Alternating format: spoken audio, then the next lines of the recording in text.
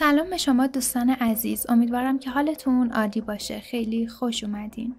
امروز تصمیم دارم پرونده‌ای رو با هم بررسی کنیم که راجع به قاتلی هست به نام رابرت بردلا. رابرت بردلا تحت تأثیر فیلمی در دوران نوجوانی میبینه تبدیل میشه به یک قاتلی که قربانیانش رو شکنجه میداده و بعد به قتل میرسونده و از تمام این مراحل عکس میگرفته و یک آلبوم درست کرده بوده که در نهایت همون آلبوم هم راز جنایتاشو فاش میکنه. بریم ببینیم جزئیات این پرونده چی میتونه باشه. با من همراه باشید.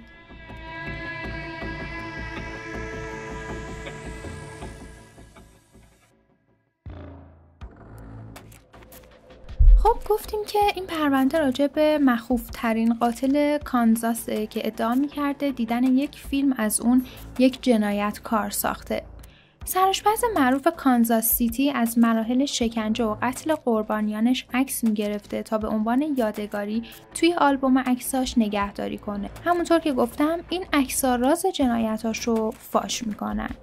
از سال 1984 تا 1987 در کانزاس سیتی آمریکا 6 مرد به طرز اسرارآمیزی ناپدید میشن. در این مدت کاراگاهان تحقیقات گسترده‌ای رو برای یافتن سرنخی از این جنایت‌ها انجام دادن، اما این پرونده 3 سال به صورت یک راز باقی موند تا اینکه سرانجام 7مین و آخرین قربانی به طرز معجزه‌آسایی موفق به فرار از چنگال قاتل بیرحم شد و نزد پلیس رفت تا قاتل مرموز رو به پلیس معرفی کنه. رابرت اندرو باب بردلا از یک سرآشپز معروف تبدیل به یک قاتل سریالی خطرناک شد و در بررسی پروندهش مشخص شد که این مرد مخوف قربانیانش رو از بین مردان منحرف جنسی انتخاب کرده و با اونا طرح دوستی میریخته و بعد قربانیان ساده‌لوح و بیچاره رو به خونش دعوت میکرده و در نهایت اونا رو بعد از شکنجه و آزار و اذیت به قتل میرسونده و سپس از شر اجساد اونا خلاص میشده. بعد از برملا شدن این راز مخوف، رابرت بردلا به حبس ابد محکوم شد و مردم به اون لقب قصاب کانزاس سیتی و زندانبان قاتل رو دادن. بریم ببینیم ماجرای لو رفتن این قاتل به چه صورت بوده و چجوری اصلا دستش رو میشه و به دام پلیس میفته. در تاریخ 2 آپریل سال 1988 یکی از شهروندای شهر کانزاس به پلیس زنگ میزنه و گزارش میده که یک مرد کاملا برهنه و خونی از پنجره طبقه دوم یک خونه قدیمی بیرون پریده و الان کنار صندوق پستی خونش افتاده. با توجه به اینکه پلیس کانزاس روزانه یک عالمه گزارش الکی از نوجوانای احمق دریافت می‌کرده، کلاً تصمیم میگیره که این یکی رو هم نادیده بگیره، اما مثل اینکه اون روز سرشون خلوت بوده و کاری برای انجام دادن نداشتن. در نتیجه گزارشی که این فرد داده بوده رو نادیده نمیگیرن و با ماشین پلیس محلی به مکان گزارش داده شده میرن. پلیس اصلا توقع نداشت که گزارشی که بهشون داده شده واقعی باشه، اما همونطور که فرد پشت تلفن وصف کرده بود، یک مرد برهنه و غرق در خون کنار یک صندوق پستی شخصی روی زمین افتاده بود. قربانی اسمش کریس برایسون بود که 22 ساله بود. توی یادداشت‌های پلیس از صحنه پیدا کردن برایسون نوشته شده بود که کریس کاملاً برهنه بود و یک قلاده سگ دور گردنش دیده می‌شد. زخمای کوچیک و بزرگ و کبودی‌های وحشتناک سر تا سر بدن برایسون رو پوشونده بودند. پلیس از نوع زخمای بدن برایسون و البته قلاده‌ای که برگردنش داشت نتیجه گرفت که حتما کریس برایسون با معشوقش دعوا کرده، رابطه خشنی دارن و یا خودش به این چیزا رضایت داده. حالا چرا این فکر رو کردن؟ چون به چندین پرونده این مدلی برخورده بودن. خلاصه که پلیسا داشتن پیش خودشون فکر میکردن که چیکار کنن چیکار نکنن که ناگهان متوجه پاهای کریس برایسون شدن. هر 2 تا پاهای برایسون از مچ شکسته بودن و پلیس همینجا فهمید که نه، این یکی دیگه مثل بقیه پرونده ها نیست و ربطی به روابط خشن نداره. برایسون در 29 مارس ربوده شده بود. در نیمه شب همون روز برایسون توسط یک مرد به نام باب بردلا به مهمونی دعوت شد. مثل اینکه باب به برایسون گفته بود که یک مهمونی گرفته و از برایسون خواست که اونم بیاد. برایسون اون موقع اصلاً نترسید و هیچ چیز بدی به ذهنش خطور نکرد. هیچ چیز غیرعادی در درخواستی که باب بردلا ازش کرده بود دیده نمیشد. همچنین باید بگم که برایسون یه روسپی بود. برای عزیزانی که نمیدونن روسپی چیه، کسایی که تن فروشی میکنن و بهشون میگن روسپی. برایسون به عنوان یک روسپی که با آدمای متفاوتی روبرو شده بود، اصلاً از باب بردلا نترسید. باب قد کوتاهی داشت، هیکل ریزه میزه‌ای داشت و برایسون مطمئن بود که اگه دعوایی یا حمله فیزیکی هم قراره که اتفاق بیفته، قطعاً میتونه از پس این آدم بر بیاد و شکستش بده و فرار کنه. اما چیزی که برایسون اصلاً انتظارش رو نداشت، یک ضربه محکم به پشت سرش بود. ضربه‌ای که باعث شد برایسون گیج و منگ بشه و روی زمین بیفته. بلافاصله بعد از افتادن برایسون، یک آمپول آرامش بخش به برایسون تزریق میشه. دفعه بعد که برایسون چشماشو باز میکنه، میبینی که روی یک تخت در طبقه بالای خونه باب دراز کشیده و دستا و پاهاش هر کدوم به 4 طرف تخت بسته شدن. مهمونی باب قرار بود برای برایسون 22 ساله تبدیل به یک کابوس بشه. رابرت بردلا دقیقاً چند سال بعد از جنگ جهانی دوم توی یکی از شهرهای ایالت اوهایو آمریکا متولد شد. پدرش یک کارگر ساده برای کارخونه فورد بود و مادرش هم خونه‌داری می‌کرد. رابرت فرزند اول خانواده بود و به این دلیل که پدر و مادرش هر دو مسیحی بودن، اصرار داشتن که رابرت هم خیلی مذهبی و معتقد به کلیسا باشه. واسه همین رابرت تا سنین نوجوانی جزو خادمای محبوب کلیسای شهرشون بود و اونجا خدمت میکرد. وقتی که رابرت 5 ساله بود، دکتر تشخیص داد که از نظر بینایی مشکل داره و رابرت از همون دوران کودکی مجبور بود از عینک‌هایی با شیشه ته استکانی استفاده کنه. به همین دلیل تمام دوستاش توی مدرسه مسخرش میکردن. جدا از اینا، با اینکه رابرت توی مدرسه خیلی شیطنت میکرد و معلما همیشه از دستش شاکی بودن، اما باهوش بود و درسش خیلی قوی بود. همیشه نمره بهتری از بقیه میگرفت و عملکرد جالبتری نشون میداد.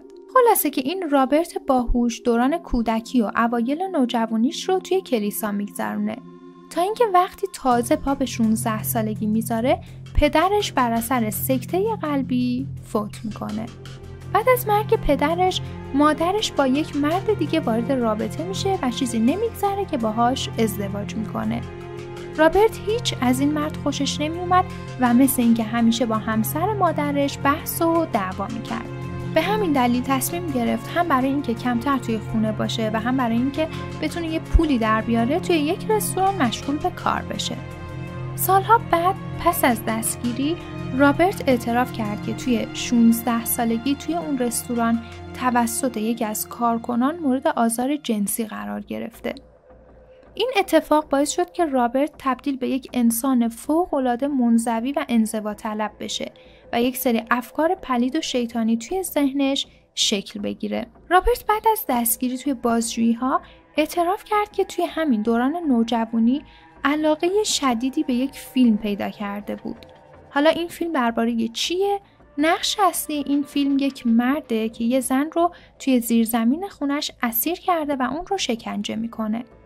رابرت بعدها اعتراف کرد که از همون دوران نوجوانی این فیلم تاثیر موندگاری روش گذاشت و از اون به بعد دوست داشت که کارهای هیجان انگیز و قانون شکنی مثل شخصیت اول این فیلم انجام بده. روانپزشکایی که با باب صحبت کردن معتقدن که احتمالاً این فیلم زمینه‌ساز جنایت‌های باب در سنین جوانی بوده. باب در سال 1967 توی یک مدرسه هنر در کانزاس ثبت نام میکنه و آرزوش این بوده که تبدیل به یک بازیگر معروف بشه. اما خب به تنها چیزی که تبدیل نشد یک هنرمند بود. همون سالا شروع به خرده فروشی مواد مخدر و الکل کرد و 1 سال بعد، یعنی وقتی که فقط 19 سال سن داشت، دستگیر شد. حالا به چه دلیل دستگیر شد؟ به دلیل فروش شیشه و مخفی کردن یک آشپز شیشه توی خونش. با این اتهامات باب حکم 5 سال حبس تعلیقی رو گرفت. خلاصه که باب تا 20 سالگی تونست یه خونه توی یکی از محله‌های معمولی کانزاس برای خودش بخره. خونه‌ای که بعدها محل آزار و شکنجه قربانیاش شد. باب بردلا بعد از خرید این خونه عضو انجمن پیشگیری از جرایم شد. اعضای این انجمن با دیده‌بانی و گشت زدن توی محله از بروز دزدی و فروش مواد و از این قبیل جرم‌ها جلوگیری می‌کردند. گفته میشه که باب فقط به خاطر اینکه عضو این انجمن بود تونست جنایت‌های وحشتناکش رو تا 3 سال فاش نشده باقی نگه داره. باب در طول زمان تحصیلش در اون مدرسه هنر حیوانای زیادی رو مورد آزار و شکنجه قرار داده بود که حداقل 3 مورد از اون حیوان آزاری‌ها ثابت شد. باب به خاطر سومین حیوان آزاری اثبات شدهش که یک سگ بود از اون مدرسه هنر اخراج شد. پس از اخراج از مدرسه هنر باب کلاً بیخیال درس و دانشگاه میشه و به عنوان یک آشپز نیمه وقت توی یک رستوران شروع به کار میکنه. خلاصه که طولی نمیکشه که رابرت بردلا تبدیل به یک سرآشپز تمام وقت، حرفه‌ای، ماهر و عضو انجمن سرآشپزهای محلی میشه. باب به عنوان یکی از اعضای فعال این انجمن طی 10 سال به راه اندازی و برگزاری کلاس‌های آموزش آشپزی خیلی کمک کرد، اما سرانجام در 32 سالگی آشپزی رو رها کرد. پس از رها کردن آشپزی، رابرت یک مغازه‌ای به اسم فروشگاه اسرارآمیز باب تأسیس کرد که توی اون عتیقه‌های عجیب غریب از سر تا سر دنیا و اجناس دست دوم رو میفروخت.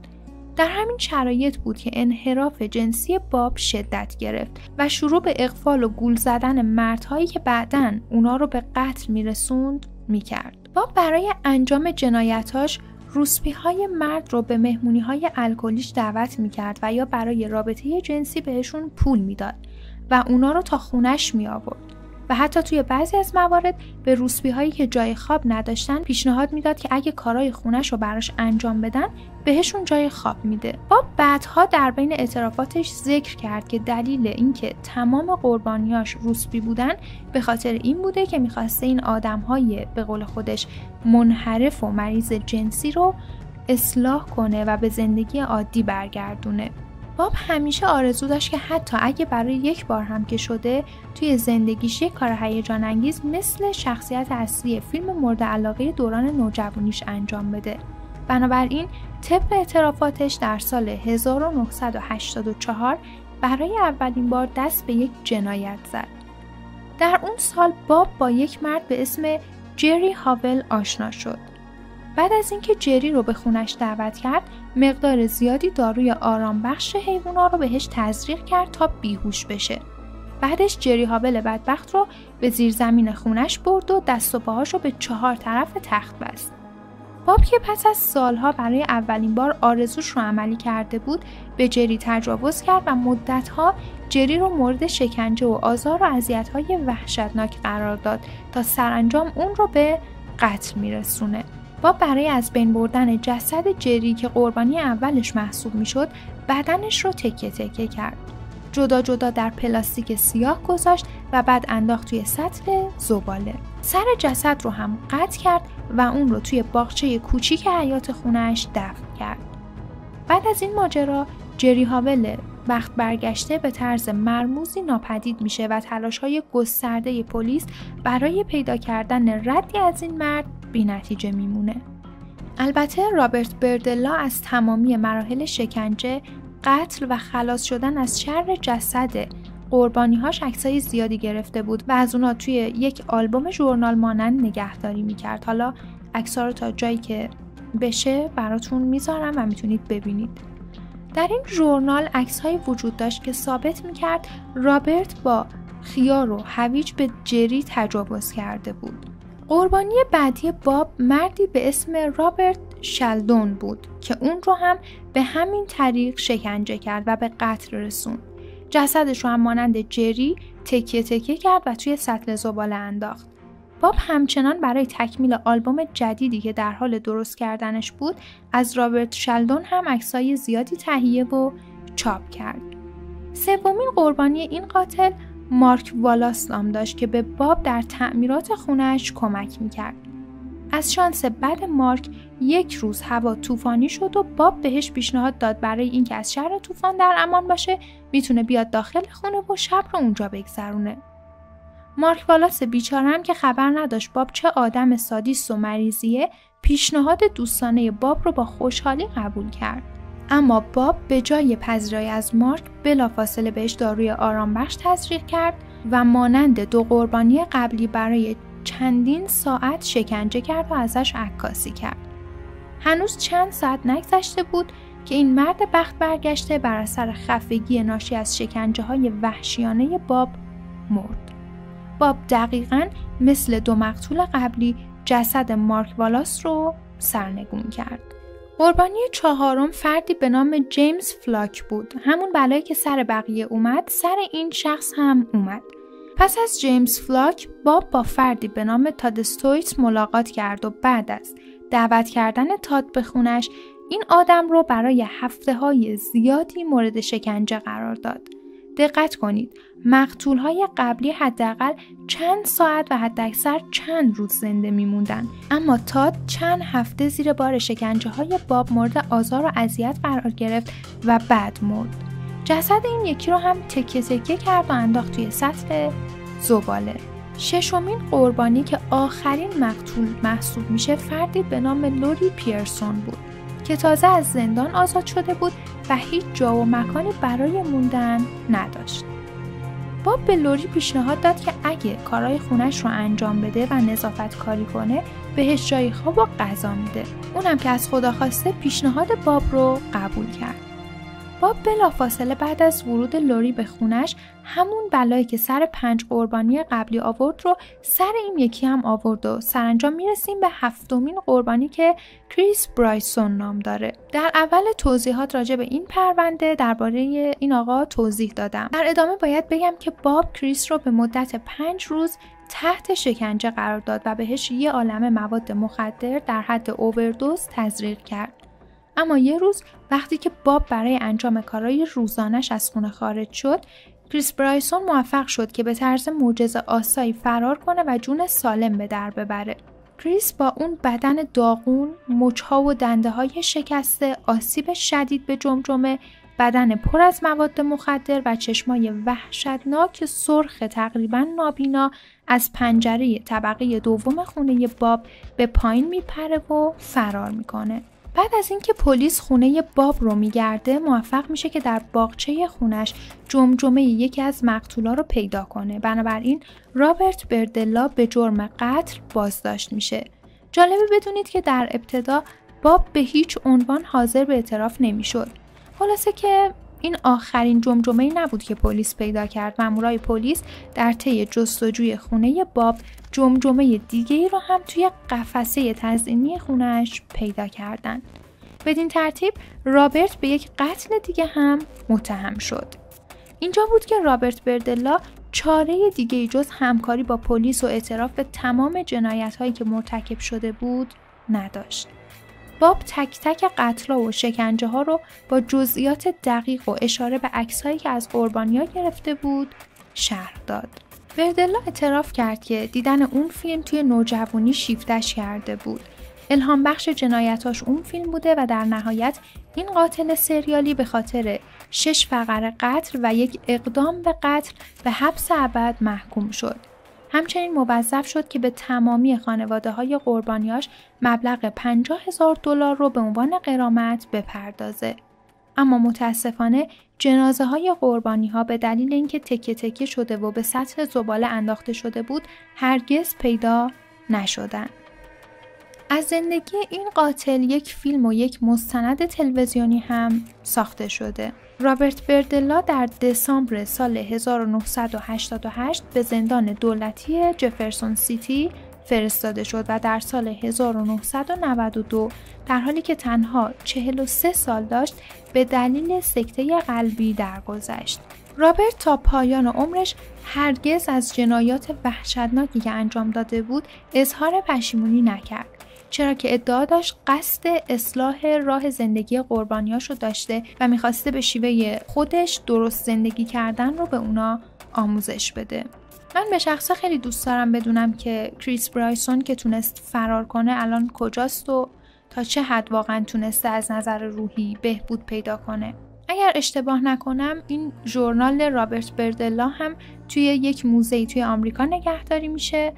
البته منبعش خیلی معتبر نیست. جالبه بدونید که ایران هم یک قاتل سریالی داشت به اسم سعید حنایی که احتمالاً اکثرتون میشناسیدش. حالا پروندهش رو جلوتر براتون میذارم که این رابرت بردلا هم توی مواردی بسیار بسیار شبیه سعید حنایی بود. ممنون میشم چنل رو سابسکرایب کنید، لایک کنید، کامنت بذارید و با دوستانتون به اشتراک بذارید. خیلی متشکرم که همراه من بودید. مراقب خودتون باشید. شب و روز بر شما خوش.